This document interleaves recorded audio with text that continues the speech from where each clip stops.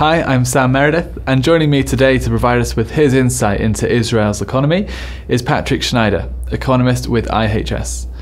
So Patrick, we've seen that Israel's GDP rose less than expected as the seasonally adjusted annual rate of 2% showed a drop from 6.5% the previous month. But how would you describe market sentiment at this stage?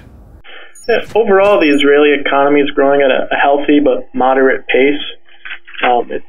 For the full year, we still expect growth to reach around 3.1%, which is okay, but it's lower than the average over the last 10 years, which is closer to 4%.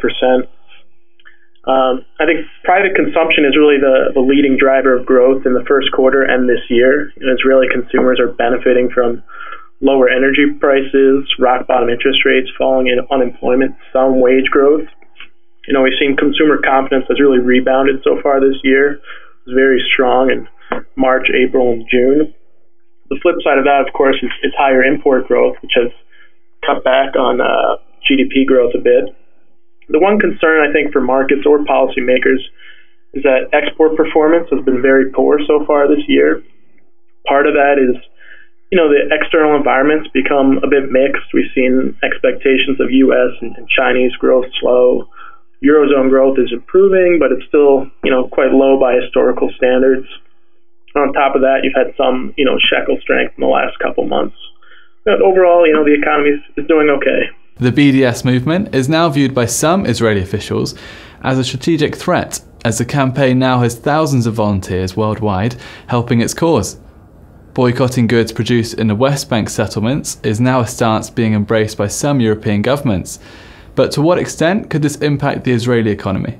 For the time being, I would expect virtually no effect on the broader economy. I think that the concern for Israeli officials is more of a longer time horizon, which is that boycotts of Israel become more acceptable, they become more institutionalized, and they slowly build up to damaging levels. And the scale of the effect depends on the scale of the boycott.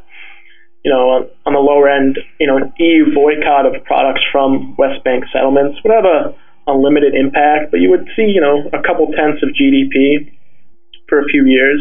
On the other hand, in the extreme scenario, a total EU boycott of all trade and investment with Israel, which we think is, very unlikely, that could be quite damaging and cause an economic recession.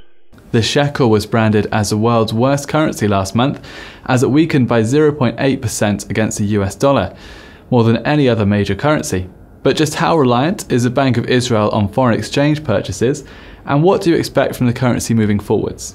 Yeah, the Bank of Israel is becoming increasingly reliant on foreign exchange purchases to manage the currency. And in fact, in June, they bought nearly $2 billion, which was the highest total in quite a few years. It's partly because there's limited scope for additional monetary stimulus through the interest rate channel. The policy rate is already near zero. And other global central banks are holding their rates at zero, while others, in Europe and Japan are engaging in more unconventional stimulus.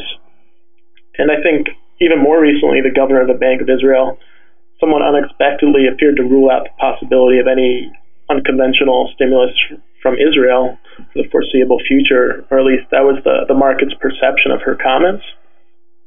So, the BOI does have some experience doing this, but it will be difficult.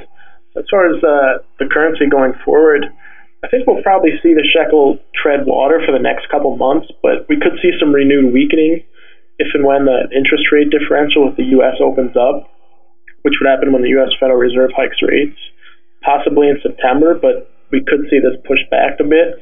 And it's also likely to be a very gradual tightening cycle, so that will have a less dramatic effect. And versus the euro, I think we could continue to see some shekel strength against the euro. The ECB is likely to maintain interest rates near zero and continue its own QE program at least through September 2016. Thank you, Patrick. Be sure to check back with Dugoscopy for more updates throughout the week. Goodbye for now.